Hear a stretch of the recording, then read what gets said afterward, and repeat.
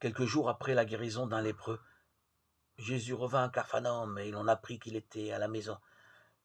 Tant de monde s'y rassembla qu'il n'y avait plus de place, pas même devant la porte. Il leur annonçait la parole. Arrivent des gens qui lui amènent un paralysé porté par 4 hommes. Comme ils ne peuvent l'approcher à cause de la foule, ils découvrent le toit au-dessus de lui. Ils font une ouverture et descendent le brancard sur lequel était couché le paralysé. Voyant leur foi, Jésus dit au paralysé, « Mon enfant, tes péchés sont pardonnés. » Or, il y avait quelques scribes assis là qui raisonnaient en eux-mêmes. Pourquoi celui-là parle-t-il ainsi, il blasphème? Qui donc peut pardonner les péchés, sinon Dieu seul? Percevant aussitôt dans son esprit les raisonnements qu'il se faisait, Jésus leur dit, « Pourquoi tenez-vous de tels raisonnements? Qu'est-ce qui est le plus facile? Dire à ce paralysé, tes péchés sont pardonnés, ou bien lui dire, lève-toi, prends ton brancard et marche?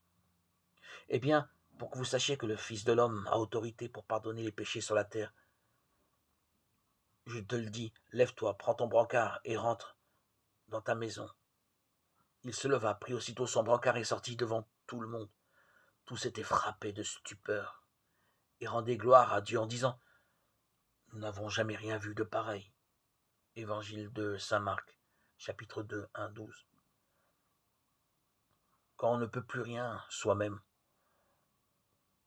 on peut se laisser porter par la foi des autres.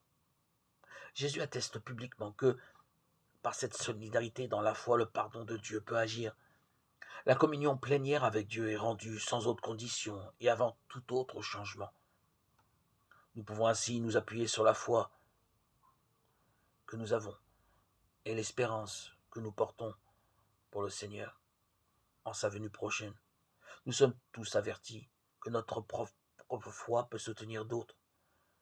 Nous sommes encouragés à rester ouverts à tant de situations qui nous dépassent et à porter dans notre foi, notre prière et dans nos bras les victimes des violences, des injustices et tous ceux qui souffrent, pour nous frayer un passage à travers les égoïsmes, les réprobations, les découragements